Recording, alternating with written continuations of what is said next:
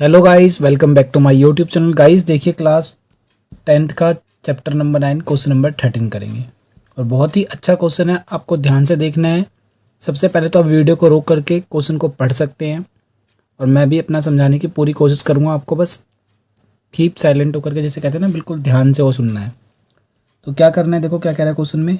As observe from the top of a 75 metre lighthouse, मतलब कह रहा है एक लाइट हाउस है और जब मैंने क्या करा, लाइट हाउस के जो जिसकी हाइट क्या है 75 मीटर, उसके टॉप के ऊपर से हम कहीं देखते हैं। ठीक है दोस्तों,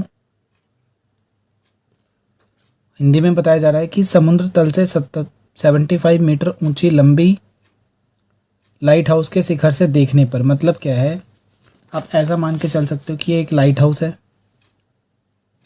ठीक है बेटा, और कितनी हाइट है इसकी, 75 मीटर।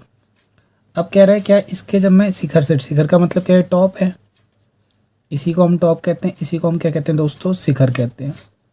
और ये हमारा क्या हो गया, एक तरीके से कह सकते हैं इसे हम सी लेवल, क्या बोल सकते हैं, सी लेवल। सी लेवल का मतलब क्या होगा, समुद्र कह सकते हैं।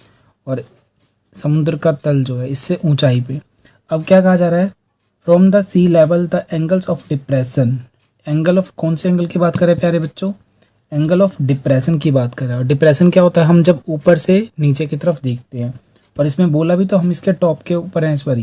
देखो आपको और क्लियर होगा हिंदी में। कहते हैं समुद्र तल से 75 मीटर ऊंची लाइट हाउस के शिखर से देखने पर दो समुद्री जहाज़ों के अवनमन कोण 30 और 45 डिग्री हैं।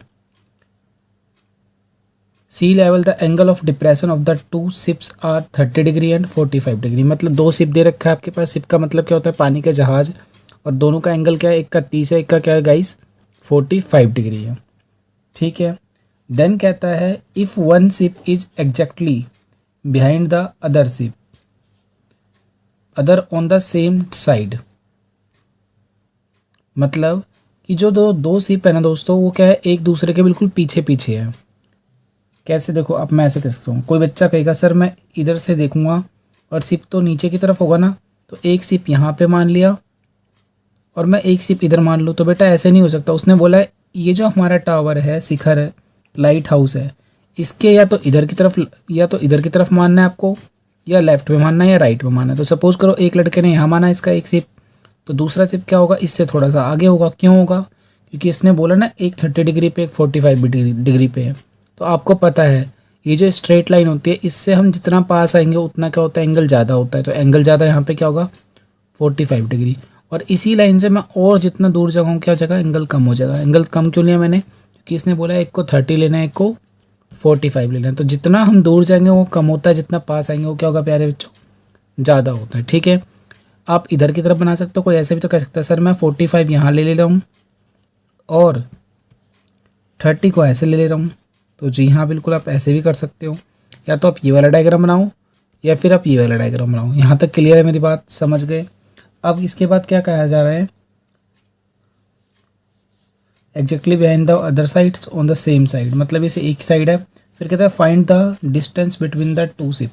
डिस्टेंस फाइंड करना है। डिस्टेंस मतलब उनके बीच में कितना गैप है। देखो हिंदी में कह रहे हैं, हो तो दो जहाज़ों के बीच की दूरी ज्ञात कीजिए। मान लो एक जहाज़ ये है, एक जहाज़ यहाँ है, तो इनके बीच का डिस्टेंस क्या होगा। आप कहोगे सर यहाँ से यहाँ तक का डिस्टेंस है, या एक इधर है और एक इधर, तो इनके बीच का गैप क्या होगा, ये होगा। ठीक है, तो चलो मैं आपको और क्लीन समझाता हूँ। देखो बच्चे, अब मैं दोबारा आपको एक मिनट के अंदर एक्सप्लेन करूँगा। क्वेश्चन में जो कहा गया था कि इसके टॉप के ऊपर से हमें कहाँ देखना है, जो सी लेवल है। सी लेवल का मतलब क्या दोस्तों, ये मतलब है सी लेवल यानी कि समुद्र तल, ये समुद्र है।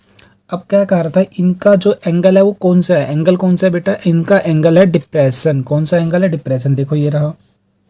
ठीक है, तो जो डिप्रेशन एंगल है यानी कि वो तो ऊपर की तरफ बनेगा ना ऐसे। तो आपने क्या करना है, ऊपर की तरफ लाइन ड्रॉ करनी है। और क्योंकि पहले क्या बोलता दोस्तों, 30 डिग्री, तो जब मैं यहाँ से नीचे की तरफ आऊँगा तो पहले क्या होगा दोस्तों, 30 डिग्री। और देखो ये वाला जो एक जेड बन रहा है, ये इस तरीके से वहाँ पे जाके क्या बन जाएगा, यहाँ पर भी गाइस ये आपका 30 हो जाएगा। ओके, और फिर जब यहीं से मैं क्या आऊँगा, दूसरी तरफ आऊँगा बड़े, तो ये क्या हो जाएगा 45। तो आपको सेम इसी तरीके से ऐसे देखना है। और ये नीचे क्या बन जाएगा, ये भी 45 बन जाएगा। ठीक है, ऊपर से आने पे पहले तो 30 होगा, उसके बाद क्या होगा 45 होगा। यहाँ तक क्लियर है। और इनके बीच का गैप क्या होगा, यहाँ से लेकर के यहाँ तक के बीच की गैप है, यही हमें क्या करना है, फाइंड करना है। और इन्हीं को क्या बोला है, distance between the two ship. तो चलो इनका नाम ले लेते हैं। मान लो ये आपका ए पॉइंट है, ये बी है, ये सी है, और ये क्या हो जाएगा दोस्तों, डी पॉइंट हो जाएगा। ठीक है, हमें क्या फाइंड करना है, इनके बीच का गैप, तो सी डी निकालना है। तो देखो मैं यहाँ पे करा रहा हूँ, ध्यान से देखना आप। देखो गाइस, जो हमें निकालना था मैंने वहाँ पे लिख लिया। क्या लिखा है सबसे पहले, the distance between the two ship C D. क्योंकि मेरे को कहाँ से समझ में आ रहा है, ये डायग्राम से समझ में आ रहा है कितना है, मैंने कहाँ से देखा, फ्रॉम द फिगर। दोनों जहाज़ों के बीच की दूरी क्या है, सी डी। ये निकाल ली, क्योंकि यही तो फाइंड करना है। और इनकी शिखर क्या दे रखा था, इनका टॉप दोस्तों, इसमें बोला गया था 75 मीटर की हाइट पे है, तो बस कर लेते हैं। और ये 90 डिग्री का एंगल बनेगा, क्योंकि यहाँ पे दो ट्रायंगल बन रहे हैं। एक तो ट्रायंगल ये छोटे वाला बन रहा है और एक दूसरा ऐसे करके बड़े वाला बन रहा है। ठीक है, तो हम क्या करेंगे, पहले छोटे वाले ट्रायंगल का यूज़ कर लेते हैं। यहाँ पे क्या लिखेंगे, इन ट्रायंगल। अब मैंने क्वेश्चन को हटा दिया है, अब सिर्फ वो बचा है जो हमें चाहिए। तो एक बार क्या करेंगे, छोटे वाले ट्रायंगल में ट्रायंगल ए बी सी, और हिंदी में क्या लिखेंगे, त्रिभुज ए बी सी में। तो सबको पता है दोस्तों, क्योंकि ये बेस दे रखा है और ये हाइट है, दे तो नहीं रखा पता, ये हाइट दे रखा है, और हमें तो ये नीचे की लाइन निकाल लेना। तो बेस हो गया, तो आप क्या लिखोगे दोस्तों, आप लिखोगे टेन थीटा। टेन थीटा क्यों, क्योंकि टेन थीटा का फॉर्मूला होता है पी अपॉन में बी। तो टेन की जगह टेन, थीटा कितना है छोटे वाले में दोस्तों, क्योंकि हम 40 ए बी सी का यूज़ करें तो कितना है, 45 डिग्री। आप यहाँ पे लिखोगे 45, और पी की वैल्यू क्या है, थीटा के सामने वाला पी होता है कितना है, 75, और नीचे में क्या है, बी। तो इसका नाम क्या लिख सकते हो, पी से यहाँ तक सी, तो बोल दो बी सी। और 45 डिग्री की वैल्यू क्या होगी, आप बोलोगे सर 45 डिग्री की वैल्यू 1 होता है, तो डिवाइड में क्या होगा, 75 इक्वल टू में डिवाइड में बी सी। इसके नीचे 1 मान लूँगा क्योंकि कुछ भी नहीं है, तो क्रॉस मल्टीप्लाई जब हम करेंगे तो क्या होगा, बी सी की वैल्यू दोस्तों 75 मीटर आ जाएगा। ठीक है मेरे प्यारे भाइयों, इसको इक्वेशन फर्स्ट मान लेंगे। कैसे किया ये हमने, यहाँ से हमने क्या करा है, क्रॉस मल्टीप्लाई किया। क्रॉस मल्टीप्लाई कैसे करते हैं, नीचे वाले को ऊपर से, ऊपर वाले को नीचे से, क्रॉस ऐसे करके। ठीक है, एक ट्रायंगल का यूज़ हो गया, अब दूसरे ट्रायंगल का यूज़ करते हैं। देखो दोस्तों, अब लिखेंगे now in triangle A B D, A B D. हमेशा जब भी हम ट्रायंगल का यूज़ करते हैं तो उसमें ना ये 90 वाला लाइन जरूर आनी चाहिए, यानी ये वाली ए बी तो हमेशा यूज होगा, क्योंकि इस ट्रायंगल में ए बी है तो ए बी माना जाएगा। तो ए बी और बड़े यहाँ पे क्या हो जाएगा, डी। तो लिखा ए बी डी। अब देखो इसमें भी क्या बनेगा, क्योंकि ये परपेंडिकुलर होगा यानी लंब माना जाएगा, क्योंकि एंगल ये है और एंगल के सामने बोलते हैं क्या, पी बोलते हैं। अगर ये नहीं समझ में आ रहा दोस्तों तो आपको पीछे की वीडियोज़ को ज़रूर देखना चाहिए। मैं आपको दावे के साथ कह सकता हूँ सब कुछ समझ में आएगा। तो लिखोगे क्या, वही 10 30 डिग्री, क्योंकि यहाँ पे 30 है, इक्वल टू में पी अपॉन में बी। तो 10 30 क्या होता है आपको पता होना चाहिए दोस्तों, 10 30 की डिग्री की वैल्यू होती है हमारे पास 1/√3। तो इसकी जगह मैं क्या लिखूँगा, 1/√3 इक्वल टू में पी। तो देखो पी इसको बोलेंगे ना, इसके सामने तो पी ये हो जाएगा। तो पी कितना है हमारे पास, 75 डिवाइड में बी। तो डिवाइड में ये क्या है, पूरा का पूरा लाइन, तो इस पूरे लाइन का नाम क्या है दोस्तों, बी डी। क्या बोलोगे आप सर, बी डी हो जाएगा। यहाँ तक दिक्कत नहीं है। अब क्या करोगे, अब यहाँ पे दो चॉइस है दोस्तों, या तो बी डी की वैल्यू पुट कर दो, क्या करोगे, एक तो इसको प्लस में इसको, या पहले क्रॉस मल्टीप्लाई कर दो।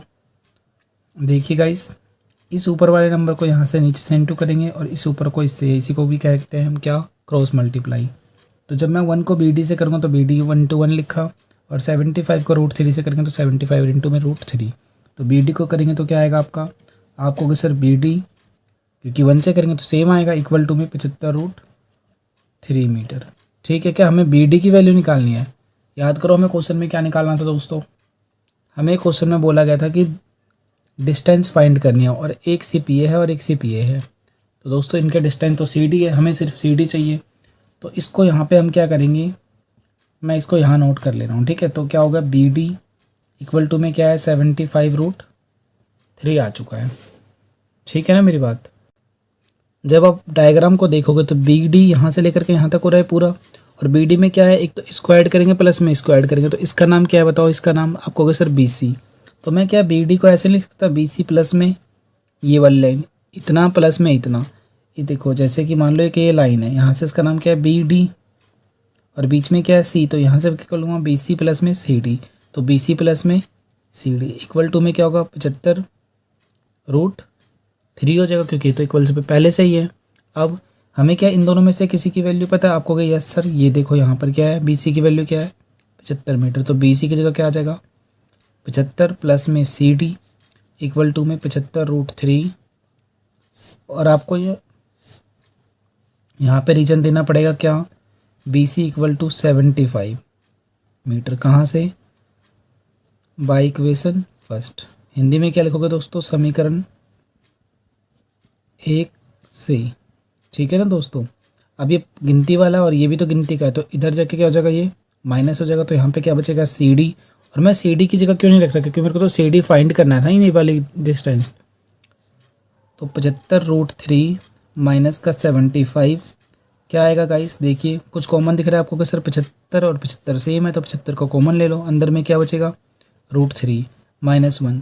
अगर आपको दोस्तों कोई कॉमन लेना नहीं आ रहा तो आप स्टार्टिंग की वीडियोस को ज़रूर देखिए, आपको सब कुछ समझ में आएगा। ठीक है मेरे प्यारे भाइयों, तो CD की वैल्यू आ चुकी है और ये आपका आंसर हो गया।